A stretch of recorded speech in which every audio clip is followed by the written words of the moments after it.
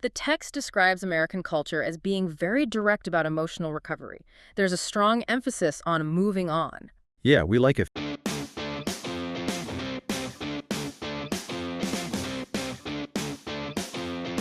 Okay, so I want to start today with what feels like a universal truth. It's something that comes up in our source material right away, and honestly, it's just a fact of being human. Mm-hmm. Life is hard. It is. That's just the baseline, isn't it? And I don't just mean the really big catastrophic stuff, even though that's definitely part of it. Right. Sure, there's heartbreak, losing a job, grief, but there's also just a really bad Tuesday. Yeah. Or a cold that just will not go away for 3 weeks. Or a project at work that completely falls apart right before the deadline. Absolutely. Difficulty comes in all shapes and sizes. But what's so fascinating, and this is what we're really digging into for this deep dive, isn't the struggle itself. It's how we talk about it. It's how we talk about it. We're looking at what you could call the emotional grammar of recovery. I love that phrase, emotional grammar, because our sources today, they point out this massive trap. If you're learning English, or even if you're a native speaker who just wants to be a better friend, there are 3 major phrasal verbs that pop up whenever things go wrong. Right. You've got get over, get through, and move on. And here's the problem. If you just look them up in a basic dictionary, or you just hear them in passing, they all sound like they mean the exact same They thing. really do. On the surface, they all just kind of mean dealing with a bad thing. But our deep dive is showing they are definitely not interchangeable. Not even close. And the stakes here are actually surprisingly high. This isn't just about making a grammar mistake, where you use the wrong verb tense and someone gently corrects you. No. If you mix these up in a sensitive moment, like at a funeral or right after a friend gets dumped, you don't just sound confused You can come across as incredibly rude or dismissive. or just emotionally tone deaf. Imagine telling someone at a funeral to move on. The reaction you'd get, it isn't going to be confusion. It's going to be anger. Yikes.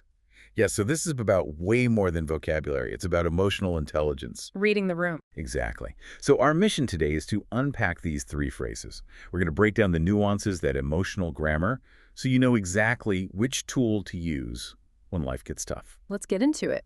Okay, let's start with the one I think I hear the most. It feels like the default setting for recovery. Get over. Mm-hmm. I need to get over this cold, or, he needs to get over his ex-girlfriend. If we look at the core definition from the text, what are we really saying when we use get over? So get over is the destination. That's the key thing to remember here. It implies completion. Ah, okay. When you say you have gotten over something, it means the emotional healing is finished. The chapter is completely closed. So it's a done deal. It's binary. You were sad, now you aren't. Correct. I mean, think about the physical origin of the phrase. If you climb over a wall, once you're on the other side, the wall's behind you, you're not interacting with it anymore. Right. So if you get over a cold, the virus is just gone. You're back to normal. Exactly. And if we apply that to emotional stuff, like a fear of flying, if you get over a fear of flying, it means you can walk onto a plane, sit down, and your heart rate doesn't even change. You aren't coping with the fear. The fear is gone. And for a breakup. It means you could see that person, maybe even have a coffee with them, and you feel nothing. Wow. No sting in your chest, no anxiety. The negative emotion has been totally neutralized. That sounds incredible, honestly. I think that's what we all want. Yeah. When we're hurting, we just want to get over it. We do. It's the ideal state. And that's why it's such a common phrase. You'll hear it for heavy trauma. It took me years to get over the accident, but also for really trivial things. Oh, like you can use it for shock. Yeah. I can't get over how expensive this sandwich is. Yes, exactly. Meaning, I can't believe it. My brain can't process it and return to normal. Okay, got it. But, and this is a huge but that the sources emphasize, this is where we enter the danger zone. Because get over implies that the pain should be gone, or that the goal is the total erasure of pain. Using it on other people can be weaponized. I can feel that instinctively. Like if I'm venting to you about a problem I'm having right now, say I'm really stressed about a presentation, and you say, hey, just get over it. That feels aggressive. It is an aggression. It's a silencer. The source is very explicit about this warning. When you tell someone to get over it, you're pretty much saying, stop complaining. Your pain is inconvenient for me. Be healed now. Oof. Let's use that scenario from the source material to really drive this home. Imagine a friend's mother has recently passed away. Okay. A very heavy, very sensitive situation. If you were to say to them, even a month or two later, you need to get over it, how does that land? No, it lands as cruel. It might actually end the friendship. Wow. You're demanding that their grief be finished on your timeline. You're dismissing the validity of their pain because, well, maybe you're just uncomfortable sitting with it. That's a really important point. So getting over something is a great personal goal. I can say, I want to get over this. Yes. But telling someone else to do it is pretty much off limits unless you're trying to start a fight. Unless a really significant amount of time has passed, and even then it's risky. It's almost always better to ask, do you feel like you're getting over it? Rather than commanding, get over it. Okay, got it. So get over is the destination, total healing, but we have to be careful. Now, just quickly on the grammar side, how do we structure this? It's pretty flexible, which is part of why it's so popular. Yeah. You can use get over plus a noun or a pronoun. Like get over them. Get over him, get over the flu. Or you can use a gerund, the ing verb. I can't get over losing that game. Simple enough. Okay, so if get over is the destination, the finish line where everything is sunny again, what about the journey? Because usually when we're talking to our friends or dealing with a crisis, we are not at the finish line. We are right in the middle of the mess. And that brings us to our second pillar, which is honestly maybe the most useful one for daily life. Get through. Get through. Even just saying it, it feels different. It feels heavier. It is heavier, but it's also more realistic. If get over is standing at the finish line holding a trophy, get through is crawling through the mud in the middle of the race. Right. The core meaning here is survival. It's endurance. The source uses this visual of a tunnel, which I think is so helpful. It's the perfect visual. Think about that preposition, through. It implies entering one side and exiting the other.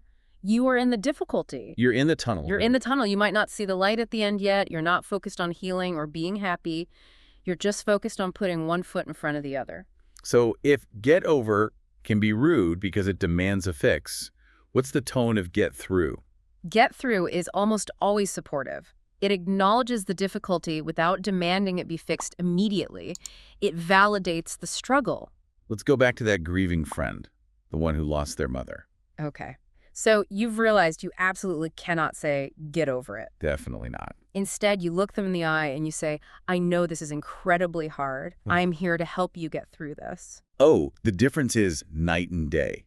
It's like a warm blanket versus a slap in the face. It is. It's like saying, I know you aren't okay, and I'm not asking you to be okay. I'm just going to walk through this dark tunnel with you. Yes. It removes all the pressure. When someone says, I'm just getting through it, that basically translates to, I'm in pain, but I'm coping. I am surviving. And in a lot of situations, survival is the only goal that matters. And we use this for everything, right? It's not just for tragedies. Oh, absolutely not. Think about the workplace. You're totally swamped. You've got 3 deadlines. You might say, I just need to get through this week. I think I say that every Tuesday, if I can just get through this week. Right. And when you say that, you don't mean, I need to psychologically heal from this week. You mean, I need to survive the workload until 5 p.m. Friday without quitting. Or the source mentions getting through medical school. Yes, that implies a grueling process. You don't get over medical school. It's not an illness. It's a challenge you endure. Or the pandemic. Yes. That's a huge one we all shared. We weren't saying we got over the pandemic while it was happening. No, we're all getting through it. Masking up, staying home, just trying to survive the timeline, get through, is about the process of endurance. There's a real resilience in that phrase. It's not about toxic positivity, pretending everything is great. No, it's about grit. It's honest. Okay, so we have the destination, get over. We have the tunnel, get through. But then there's this third one. And I have to say, this is the one that seems to trip people up the most. Move on. Ah, yes, move on. The tricky one. It sounds so much like get over, doesn't it? If I move on from my ex, aren't I over them? Not necessarily, and this is probably the most critical distinction we can make today. If you take one thing away from this deep dive, let it be this. Okay. Move on is about action. It's about geography, either physical or mental. Okay, let's peel that back. How is that different from the feeling of get over? Get over is an internal state. It's the absence of pain. You can't always control when you get over something. Time just does that. But move on is a choice. A choice. It implies forward motion. You stop dwelling on the past and you choose to focus on the future. So, wait. You can make the choice to move on before the feeling catches up. Exactly. That is the core nuance. You do not have to be healed to move on. You can be heartbroken, you can still be crying in the shower every morning, but you can decide, I am going to move on. I'm going to apply for a new job. I'm going to download a dating app. I'm going to move to a new city. That is actually really empowering. It puts the control back in your hands.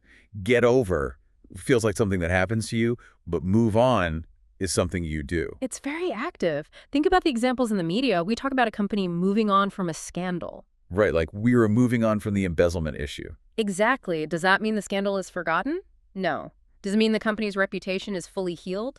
Probably not. But they're making a strategic choice. A strategic choice to stop talking about it and launch a new product. They're looking at the horizon, not the rearview mirror. Strategic choice. I like that.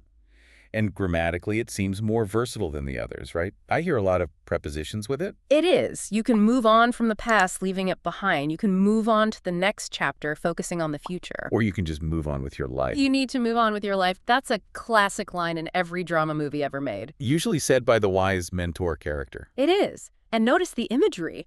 It implies stop being stuck in the mud. Start driving the car again. Even if you're driving the car while crying, you are still driving. Okay, this is making sense. Yeah. But I think to really lock this in, we need to see how they all interact. Because real life isn't just one or the other. It's a messy soup of all of them. It is. The source gives a really fantastic timeline example using a breakup. I think walking through this step by step will make it crystal clear. Let's do it. So let's say someone just got dumped. It's bad. They are devastated. Okay. Week 1. The wound is fresh. They can barely eat. What's the phrase? They are definitely in the tunnel. They're just trying to get through each day. Right. They're not thinking about dating. They're not thinking about next year. No, just trying not to text their ex and trying to show up to work on time. Survival mode, exactly. Now let's fast forward. Maybe it's month 3. Okay. They're still sad. They are certainly not over it. If they hear their song on the radio, they still get upset. But they realize they can't stay in their pajamas forever. So this is where the agency kicks in. This is the choice. This is the choice. They say, I've decided to move on. They might join a gym or focus on a big project or maybe even go on a coffee date. So they're taking action to progress their life even though the emotional wound is still open. That's it. So they're moving on, but they're not over it. And then, let's say it's a year later that they're walking down the street, they bump into their ex, and nothing. Just, oh, hey. No panic. And that is when you can finally say, I am finally over them. The healing is complete. The destination has been reached. wow. Putting it in that order really clarifies it. Get through is survival. Move on is action. Get over is healing. That's the typical progression. But here's the aha moment the source highlights. This is mistake number 2 in the text. Confusing get over and move on. You have to remember that you can move on without ever fully getting over something. That's deep. It really explains why someone might look totally fine on the outside. They've moved on, they have the new job, the new spouse, but inside they might still carry that old grief. Precisely. It's the difference between external action and internal feeling. And recognizing that difference is huge for reading people. So if someone says, I'm moving on, don't assume they're happy. Just assume they're busy. This also brings up some cultural stuff, doesn't it? The source notes that American culture in particular has a kind of weird relationship with these concepts. Yes, this is fascinating. The text describes American culture as being very direct about emotional recovery. There's a strong emphasis on moving on. Yeah, we like efficiency, we like progress, we like that up into the right graph for everything. Right. We want a checklist for our feelings. And that can create this pressure to move on. You might hear comments like, it's been a month, aren't you over it yet? Which goes right back to that dismissive tone we talked about. It's like we treat grief as an inefficiency that needs to be corrected. It really is. In some cultures, taking a long time to recover is seen as respectful to what was lost, a sign of deep love. But in American English and the culture around it, there's often this impatience with negative emotions. We want to fix it and move forward. Fix it and move forward. It sounds like a corporate slogan, and you see this in therapy culture language too. My therapist is helping me get through this, or I'm working on moving on. It's treated like a project to be managed. It is. So knowing this cultural context helps you not only understand the words, but the mindset of the person speaking them. That's a good point. An American friend telling you to move on might think they're giving you empowering advice. They might think they're helping you take the wheel. But if you're still in the get-through phase, it clashes. Okay, so before we wrap up, let's do a quick sanity check on the common pitfalls. Good idea. Let's solidify the 3 biggest mistakes mentioned in the source. Mistake number 1. Using get over too soon, the funeral example. Just don't do it. Don't. If the wound is fresh, you stick to get through. I'll help you get through this. Safe, supportive, kind, always the right choice in a crisis. And mistake number 2 we just covered. Thinking move on means you're healed. It doesn't. It just means you're moving. Don't confuse activity with happiness. And mistake number 3. This one seemed a bit more subtle. This one is tricky. It's using get through for completed healing. For example, imagine you used to be terrified of dogs, and now you aren't. If you say, I got through my fear of dogs, what does that sound like to you? I got through my fear of dogs. It sounds... Okay. I survived it. It sounds okay, but think about that tunnel metaphor. It sounds like you were locked in a kennel for an hour and survived the experience. You endured the fear while it was happening. Ah, I see. You survived the moment of fear. Yeah. But you aren't necessarily cured. Exactly. But if you mean the fear is gone and you love dogs now and want a puppy, you have to say, I got over my fear of dogs. That's a great catch. Got through means I survived the scary moment. Yeah. Got over means the thing isn't scary anymore. Precision matters. It really does. Okay, this has been incredibly clarifying. We've got our 3 pillars. Let's recap them one last time. Let's do it. First, get over. The destination. You're healed. The pain is gone. But be careful telling others to do it. Second, get through. The tunnel. It's about survival and endurance while you're in the pain. The most supportive thing you can say. And third, move on. The car driving away. The active choice to focus on the future, regardless of how you're feeling inside. you know, what's great about this is that it isn't just vocabulary. It's a toolkit for empathy. It really is. The source calls it emotional intelligence. When you choose the right phrase, you're showing you understand the complexity of human feelings. You're not just translating words, you're translating the experience. You're signaling to the other person, I see where you are. And that is what makes you a truly flowing speaker, connecting on that human level. That's the whole goal of language, right? So here's a thought to leave you with. We talked about that linear timeline. First you get through, then you move on, then you get over. But life is messy. Sometimes you have to move on physically, move to a new city, start a new job way before your heart is ready to actually get over the past. And you know what? That's okay. The language allows for that. You can be moving on and getting through at the exact same time. That's a beautiful way to put it. The grammar supports the messiness of life. Thanks for listening to this deep dive. Go out there, use these phrases correctly, and be kind to each other. We'll catch you next time. Goodbye, everyone.